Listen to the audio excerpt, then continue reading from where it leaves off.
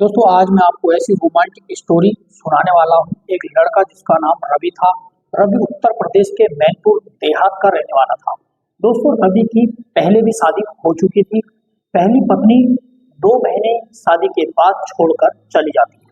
दोस्तों उसके बाद वह दूसरी शादी भी करता है, लेकिन कुछ समय बाद उसकी दूसरी पत्नी भी उसको छोड़कर चली जाती है। दोस्तों रवि अपने घर का इकलौता लड़का था। वह अपने गांव में अपने घर में अकेला रहता था और उसके चचेरे तहीरे जो परिवार वाले थे उससे करीब 2 किलोमीटर दूर रहते थे। और उसकी 15 बीघा जमीन थी और वह अपने खेतों पर ही काम करता था। पत्नी उसे छोड़कर क्यों चली जाती है, यह एक रहस्य है जो कि अभी आपको वीडियो में पता चलने वाला है। दोस्तों उसके चचेरे तहीरे परिवार वाले उसकी किसी गांव में जाकर करते हैं, उसकी शादी की बात करते हैं। इधर एक गांव में सुखीराम नाम का व्यक्ति था जिसकी बेटी की उम्र अब शादी लायक हो चुकी थी। लेकिन दोस्तों खुशीराम काफी गरीब था, गरीबी के दिन काट रहा था। बेटी भी जवान थी और उसके लिए कुछ ना कुछ शादी के लिए सोच रहा था। तो सुखीराम इतना गरीब था कि वह अपनी लड़की को एक जोड़ी कपड़े भी नहीं दे सकता था, क्योंकि इसके पास जमीन नहीं थी और वो अपना घर भी नहीं था। यह किसी ठेकेदार के वहां मजदूरी करता था, उसी के वहीं रहता था। ठेकेदार ने इसे थोड़ी सी जगह रहने के लिए दे रखी थी। सुखीराम की लड़की के लिए आता है और सुखीराम काफी खुश हो जाता है। लेकिन दोस्तों सुखीराम साफ साफ कहता है कि मैं शादी में दहेज के नाम से कुछ नहीं दे पाऊंगा। दोस्तों रवि कहता है पैसा नहीं चाहिए, एक जोड़ी कपड़े में लड़की को विदा कर देना और मैं आपकी लड़की से शादी करने को तैयार हूँ।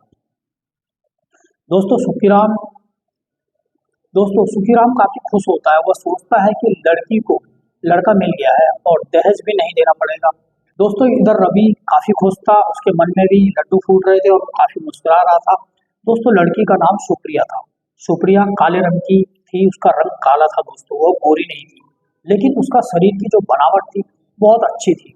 सुप्रिया दिखने में काफी अच्छी लगती थी। रवि का रंग गोरा था और रवि कहता है कोई बात नहीं, काला रंग चलेगा, मुझे आपसे शादी करनी है। दोस्तों रवि और सुप्रिया की शादी हो जाती है और दोनों जने अपने घर पर आ जाते हैं। रवि शादी धूमधाम से नहीं करता है, क्योंकि वो सोचता है उसकी शादी पहले भी 2 बार टूट चुकी है।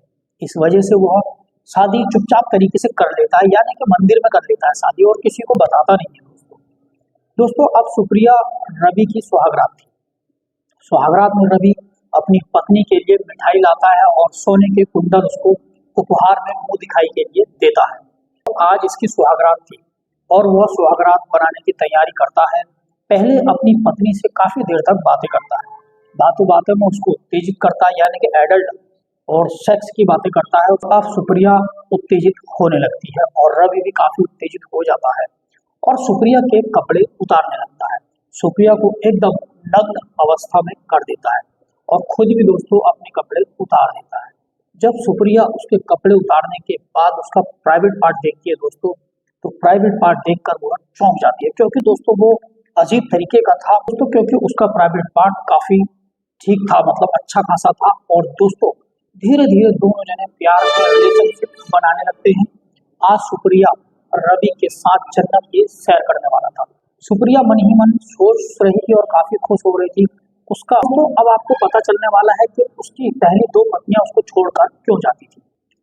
दोस्तों वीडियो में पहली बार आए हैं तो आपसे हाथ जोड़ के निवेदन है, हमारे यूट्यूब चैनल को जरूर सब्सक्राइब करें, लाइक करें और एक प्यारा सा कमेंट जरूर करें, जिससे मेरा हौसला बुलंद हो और मैं फिर से रोमांटिक स्टोरी, रियल घटना, सच्ची घटना आपके सामने ला सकूं।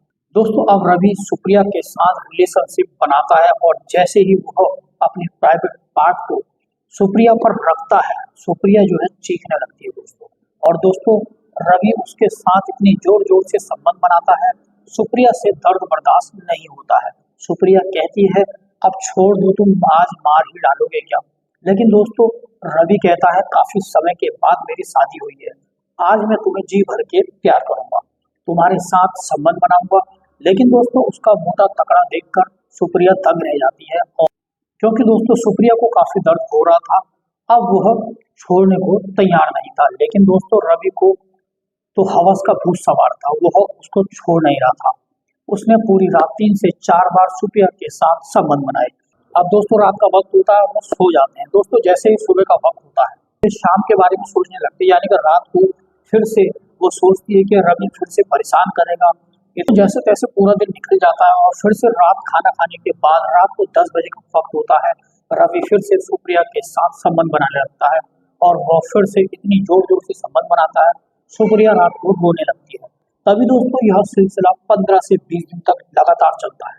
दोस्तों तभी एक पड़ोस में रहने वाली सुरभि, जो कि उनके पड़ोस में रहती थी, जिसकी उम्र 28 साल थी, वह शादीशुदा थी दोस्तों। उसका आदमी जो है बाहर नौकरी करता था और वह एक पड़ोस में रहने वाली सुरभि सुप्रिया के घर आती है और सुप्रिया से पूछती है, तुम दोनों जनों की रात को अजीबोगरीब आवाज जो है बाहर तक आ रही थी। सुप्रिया हंसते हुए कहती है, रवि मुझे रात को जोर जोर से संबंध बनाते हैं और वह संबंध बनाने की आवाज जो थी वो मेरी बाहर तक जाती है। रात को वह मुझे बहुत परेशान करते हैं। सुरभि काफी खुश होती है और मन ही मन सोचने लगती है कि उसका आदमी तो बाहर है, यानी कि सुरभि का आदमी तो बाहर था और उसका मन भी जो है संबंध बनाने का करता था। और वह सुप्रिया से कहती है, ठीक है सुप्रिया तुम मजे लो, तुम्हारे तो पति घर पर है।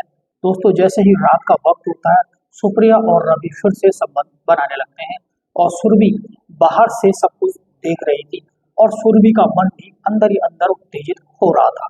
थोड़ी देर बाद वह अपने घर चली जाती है।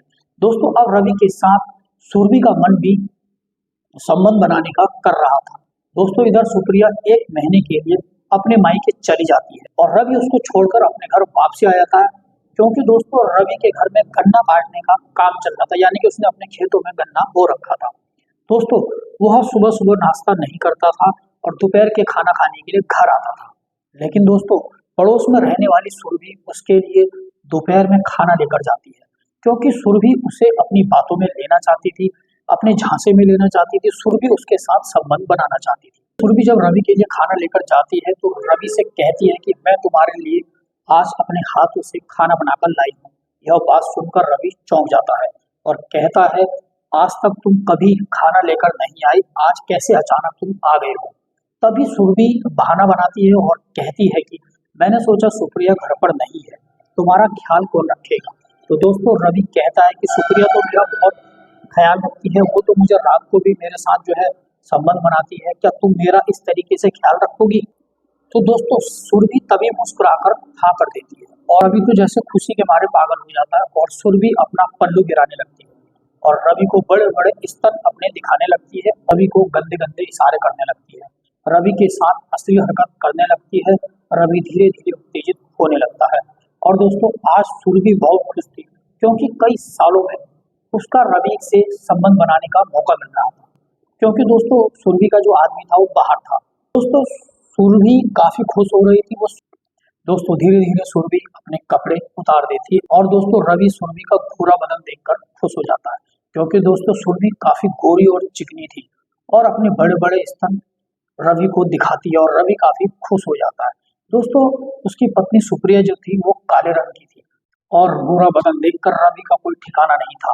दोस्तों जैसे दोनों जने कपड़े उतार देते हैं, सुरभि जैसे ही रवि का प्राइवेट पार्ट देखती है दोस्तों वो दंग रह जाती है और मन ही मन सोचने लगती है, इस वजह से सुप्रिया चिल्लाती थी और इसी वजह से उसकी दोनों पत्नियां उसको छोड़कर चले गई थी, क्योंकि दोस्तों रवि काफी परेशान करता था। अब रवि उसको गन्ने के खेत में निर्वस्त करने के बाद उसके साथ रिलेशनशिप बनाने लगता है और दोस्तों रवि इतनी जोर जोर से सुरभि के साथ गन्ने के खेत में संबंध बनाता है कि सुरभि रोने लगती है और रवि से कहती है बस करो। लेकिन दोस्तों रवि कहाँ रोने वाला था, उसे तो आज सुरभि के साथ मौका मिल गया था। दोस्तों पूरे दिन गन्ने के खेत में रवि और सुरभि एंजॉय करते रहे। फिर शाम का वक्त होता है और वह दोनों अपने घर आ जाते हैं। दोस्तों रात का वक्त था, 9 बज जाते हैं। सुरभि सब्जी लेने के बहाने रवि के घर आ जाती है। वह फिर से रवि से संबंध बनाने को कहती है। वह फिर से पूरी रात संबंध बनाते हैं और दोस्तों ये सिलसिला 1 महीने तक चलता रहता है। दोस्तों 1 महीने बाद उसकी रवि की पत्नी सुप्रिया घर पर आ जाती है और दोस्तों सुरभि और रवि को अब साथ में रिलेशनशिप बनाने का मौका नहीं मिल रहा था। एक दिन रात का वक्त था, रवि को फोन करती है सुरभि और कहती है रात को 1 बजे तुम मेरे कमरे में आ जाओ। तो दोस्तों रवि दबे पांव चुपचाप दरवाजा खोलता है और सुरभि के कमरे में चला जाता है और उसके साथ 3 बजे तक संबंध बनाता है। जैसे ही 3 बजे का वक्त होता है दोस्तों, सुप्रिया की आंखें खुल जाती हैं और वो रवि को देखने के लिए देखती है। रवि कहीं दिखाई नहीं देता तो वह सुरभि के घर चली जाती है और सुरभि के दरवाजे पर खट खट करके कुंडी खटकाती है। सुरभि बाहर आती है और सुप्रिया को देखकर चौंक जाती है। तभी सुप्रिया सुरभि से कहती है कि क्या रवि तुम्हारे वहां पे आया है। और दोस्तों सुप्रिया सुरभि की एक नहीं सुनती और वो सीधे उसके कमरे पर चली जाती है और रवि को रंगे हाथों पकड़ लेती है। दोस्तों दोनों में कहासुनी होती है, लड़ाई होती है और सुप्रिया अपने घर चली आती है और मायके चली जाती है। और दोस्तों रवि को छोड़कर मायके चली जाती है और मायके से तलाकनामा उसको भेज देती है। लेकिन दोस्तों रवि सुप्रिया के पास जाता है और उससे माफी मांगता है, क्योंकि वो सोचता है कि बड़ी मुश्किल से उसकी तीसरी बार शादी हुई है और वह माफी मांगता है। सुप्रिया को जैसे तैसे मनाकर अपने घर ले आता है। दोस्तों इधर रवि सुरभि से काफी दूरियां बना लेता है और दोनों की जिंदगी अच्छी खासी चल रही है। दोस्तों ये सच्ची घटना उत्तर प्रदेश के मैनपुर की है। दोस्तों कहानी सुनाने का मतलब किसी का दिल दुखाना नहीं है, किसी को परेशान करना नहीं है, कहानी से कुछ सीखना है। दोस्तों देखिए इस कहानी से आपको क्या सीख मिली, इसमें किसकी गलती है, रवि की गलती है, सुरभि की गलती है या फिर सुप्रिया की गलती है, कमेंट बॉक्स में जरूर बताएं। ये कहानी आपको अच्छी लगे तो एक प्यारा सा कमेंट जरूर करें जिससे मेरा हौसला बुलंद हो। और मिलते हैं नेक्स्ट वीडियो में। धन्यवाद। मैं हूँ आपका दोस्त महेंद्र।